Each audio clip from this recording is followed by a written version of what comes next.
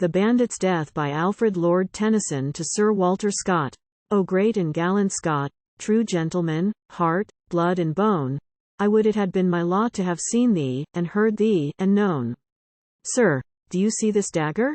Nay, why do you start aside? I was not going to stab you, though I am the bandit's bride. You have set a price on his head, I may claim it without a lie. What have I here in the cloth? I will show it you by and by. Sir, I was once a wife. I had one brief summer of bliss. But the bandit had wooed me in vain, and he stabbed my Piero with this. And he dragged me up there to his cave in the mountain, and there one day he had left his dagger behind him. I found it. I hid it away, for he reeked with the blood of Piero. His kisses were red with his crime, and I cried to the saints to avenge me. They heard, they bided their time.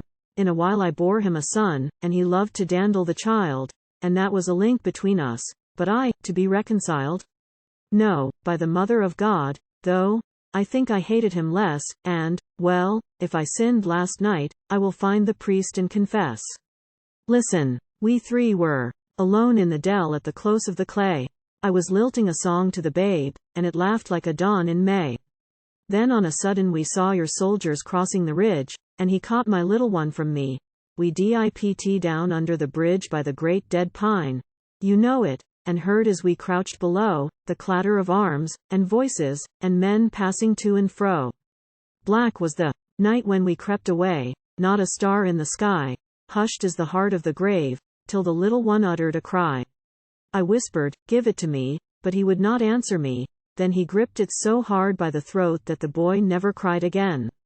We returned to his cave, the link was broken, he sobbed and he wept, and cursed himself, then he yawned, for the wretch could sleep, and he slept I, till dawn stole into the cave, and a ray red as blood glanced on the strangled face. I could make sleep death, if I would, glared on at the murdered son, and the murderous father at rest. I drove the blade that had slain my husband thrice through his breast. He was loved at least by his dog. It was chained, but its horrible yell, she has killed him, has killed him, has killed him, rang out all down through the dell, till I felt I could end myself too with the dagger, so deafened and dazed, take it, and save me from it. I fled. I was all but crazed with the grief that gnawed at my heart, and the weight that dragged at my hand. But thanks to the blessed saints that I came on none of his band, and the band will be scattered now their gallant captain is dead, for I with this dagger of his, do you doubt me? Here is his head.